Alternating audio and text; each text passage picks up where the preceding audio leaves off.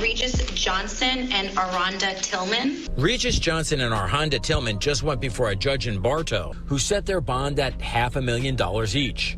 They're accused of starving their 2-year-old daughter to death. If you can imagine looking at such a heartbreaking sight, basically it was just bones and skin. A relative, Frank Robertson, who lives with him in Davenport, has also been arrested.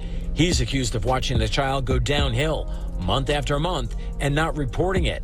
The 2-year-old was born at 6 pounds 10 ounces. 2 years and 10 months later, she had gained only 3 pounds. On Wednesday, Johnson called 911 and said the baby was not breathing. When deputies arrived, they found her dead in a blow-up pool being used as a playpen. When this baby died on May the 10th, she couldn't stand, she couldn't talk, she couldn't walk. This baby never got to be this big because of these people. The Department of Children and Families investigated the couple back in 2019 because the baby wasn't gaining weight. The case was closed after caseworkers decided that Tillman and Johnson were complying with an improvement plan. Tillman just told investigators that she's pregnant again. The sheriff says there's no indication that she's gotten any prenatal care, but now she will. And when that child's born, then that child will be placed with some loving people that will raise and take care of that child, because our goal is she's never out of prison again. She may not be the only one spending a lot of time behind bars. They're all charged with the same thing, and that is negligent child abuse. If convicted, we're talking about years and years in prison for all of them. It is just the most horrible story I've heard in a long time. We have to talk about something that's just, and I want you to think about this. I want you to understand that each of these blocks represents 1 pound. Horribly sad. We started an investigation where a child was starved to death, died of long-term starvation. And what shocks our conscience is nothing in this world is more important to us than our children. In their growth, their ability to thrive. They're the most important, precious thing in our life. They're innocent, and they depend solely upon us for everything. So this little girl, this baby girl, was born at 6 pounds and 10 ounces. 6 pounds and 10 ounces. This baby, when it died, weighed 9 pounds. This baby should have weighed 32 pounds. This baby was born on July the 25th, 2019. Between July the 25th, 2019, and when they took the baby to the doctor, January of 2020, the child had gained 3 pounds, was thriving. Listen closely to what I'm going to tell you. Between January the 2nd, 2020, when the baby went to the doctor for the last time, and May the 10th, 2022, which was 2 years and 4 months, that sweet baby gained 1 ounce. 1 ounce. So the baby should have been 32 pounds. The baby should have been talking, putting sentences together, asking questions, telling that my diaper needs to be changed, running, jumping, and playing. When this baby died on May the 10th, she couldn't stand, couldn't talk, she couldn't walk. This baby never got to be this big because of these people. This is mom at 35. This is dad at 57. Allegedly, he was her counselor at church along the way. Oh, he weighed 213 pounds. Arhonda Tillman, mom, weighed 144 pounds. Did I mention to you that she's pregnant? According to what she says, about 4 months pregnant. There was food in the house. Regis Johnson, the dad, told us, oh, the baby ate a sandwich yesterday and some chicken nuggets last evening and drank. Well, that's just a bald-faced lie. When we did the medical examination, that child had 0 food in her stomach and only slight traces of fecal matter in the intestine. The child suffered long-term. Now, I want to call your attention, for those of you who remember the Sally Struthers commercials where she was raising money for the children that were malnourished and starving, and you'd see those horrible pictures of those children. Keep in mind, they were still alive. This baby laid in a playpen made out of an inflatable swimming pool and starved absolutely to death. Regis works for his brother at a business called First Class Card Getters on Highway 1792 between Haines City and Laufman, and that's allegedly where they lived. We know that the doctor did the things that he should have. We know that there's investigations underway. We're doing a lot more investigation. There's a lot of questions we can't answer because we're early into the investigation.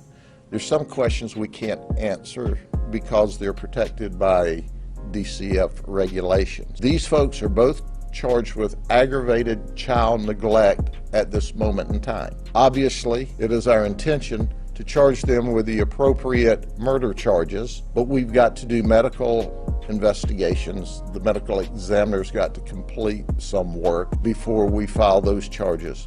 But we got them into jail just as soon as we could. The baby didn't thrive because they wouldn't take her to the doctor. They wouldn't feed her. On this fateful morning, the father of the year called 911 and said that his child wasn't breathing. We talked to mom. She said she'd called 911 before, but they were busy. What? They made admissions, but I want you to understand that this baby, this little girl, this child that should have been thriving, gained 1 ounce in 2 years and 4 months. If you can imagine looking at such a heartbreaking sight, basically it was just bones and skin. There aren't adequate words to explain our frustration and our sadness, but our folks are going to do a complete and thorough investigation, and we're going to lodge all of the charges that the law allows against this mother and father, against these murderers who starved this child to death. We're going to lodge all the charges that we can, and the investigation's still underway because we have probably the same questions you do. Did no one else see this child in this condition? This child just didn't get sick and pass. People had to watch this child who should have been up running and playing and talking to mama and dada. And, you know, I've got a 2-year-old grandchild and a 3-year-old grandchild that are thriving and happy and climbing all over us when they're with us. And this child couldn't talk, couldn't walk, couldn't communicate. There aren't adequate words to express my frustration. Are there any questions? The message to the community is if you don't want your child, take it to a hospital, to a fire station, to anyone, and say, turn my child in, I'm done with it. Don't starve the child. Don't starve the baby. It is unbelievable what we saw. There were no other children in the home. But you can be sure of one thing. Presuming she is pregnant, like she says, 4 months pregnant, she won't have the chance to starve another one, because our goal is that she's locked up. And when it's time to have this baby, she will have had prenatal care while she's in our custody. We have no evidence that the she or the child to be born has had any medical care, but she'll start getting it today. And when that child's born, then that child will be placed with some loving people that will raise and take care of that child, because our goal is she's never out of prison again. She won't get another chance to starve a child to death. This investigation's underway. We don't know what we don't know about the DCF investigation at this time. I can tell you this, that there'll be a complete and thorough investigation on our part, and certainly we're going to request the same on DCF's part, but I stopped short of throwing stones at this point in the investigation at DCF, because DCF is called to hundreds of events every day. And I know and have watched them do remarkable work here. I don't know what happened in this case, but you can be sure we're going to find out. Not that I'm aware of. Keep in mind, Mom's 35, Dad's 57, and apparently he was one of her counselors at church sometime back in the day. Regis is R-E-G-I-S, Johnson, J-O-H-N-S-O-N, And Arhonda is A-R-H-O-N-D-A, Tillman, T-I-L-L-M-A-N. We are exceptionally frustrated because obviously someone had to see the child in this condition. And if this child was only 3 months old and looked like that child looked, something was wrong. Even if you didn't know that this child was 3 years old, you looked at this child and you gasped at the horror you saw and the pain this child went through. Well, I can tell you as a Christian, the only solace I get out of this whole thing is this child's no longer starving or sick, but that she is in the arms of Jesus, where as Christians we believe she's well and healthy again. And what would heaven be like if you didn't have children? They will be at first appearance in court today, and we'll be there to inform the judge and show the judge the photographs of this baby, this child, this sweet little girl, and encourage a very high bond until we can get far enough in the investigation that we can bring the appropriate murder charge. Excuse me? Not today. Not today. We still have medical work to do.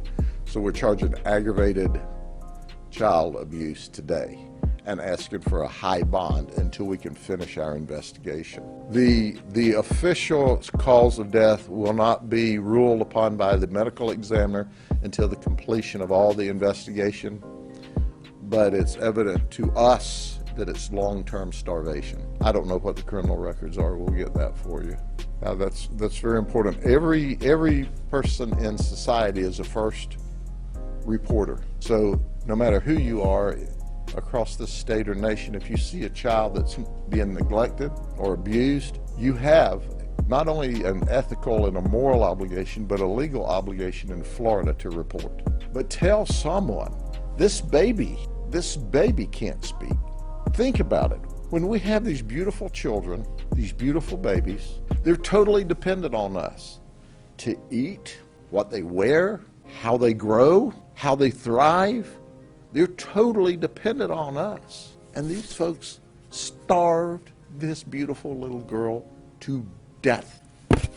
Whoever called DCF, that is confidential, and we're not allowed to release it. But the people in the community that may be watching this certainly know the reputation of my homicide team, who they are simply the best team in the world.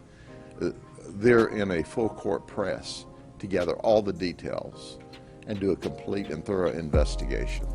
But if you see something or hear something, for God's sake, say something. Children's lives are at stake if you don't.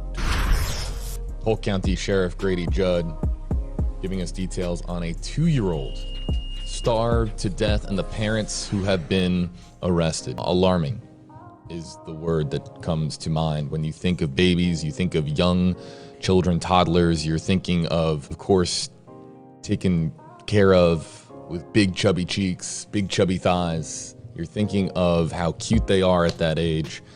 It is alarming to even try to picture what this child might have looked like after gaining only, according to Sheriff Grady Judd, a single ounce, 1 ounce in weight over a 2-year, 4-month span. And that the child malnourished, starved to death. Long-term starvation is what Grady Judd says led to this child's death, although the official cause of death will be determined by the medical examiner in this case. People asking how this was able to happen. Saw a lot of comments come in about DCF, who called DCF, and I think that there's just a lot of confusion as to how this was able to happen. If you see, you heard there Sheriff Grady Judd say, if you see something, say something. If somebody had come over to this house and seen a child that was struggling and clearly malnourished, clearly suffering from starvation, there's an obligation there that you have to do something about that. And Sheriff Grady Judd, they're saying that if you see something like this, you need to say something. You need to step up. We have the first court appearance. The first appearance in court will be later on today for, of course, the two that we are talking about here. The parents in this case, that being Regis Johnson and Arhonda Tillman. And while we have these extremely alarming and disturbing details about this story and how a 2-year-old was able to die from starvation, long-term starvation, while under the care of the toddler's parents here, that being Johnson and Tillman. Arhonda here is 4 months pregnant. You might be more flabbergasted if you're a parent with this type of story, how you could allow your own child under your care to starve to death, how you could watch that happen and watch the malnourishment of your child over an extended period of time and not seek help and not do something about it. I think that there's going to be just an overwhelming amount of parents out there that feel that. But even if you're not a parent, you look at this and you just cannot believe that this was able to happen.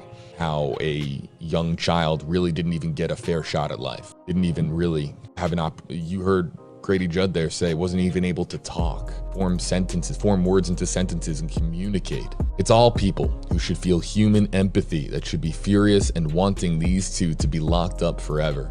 And all our hearts should hurt for the suffering this little one went through. Martha, #AJB, this is so sad and should never have happened. Some of the things, the responses the sheriff said they gave sounds like they have major mental issues.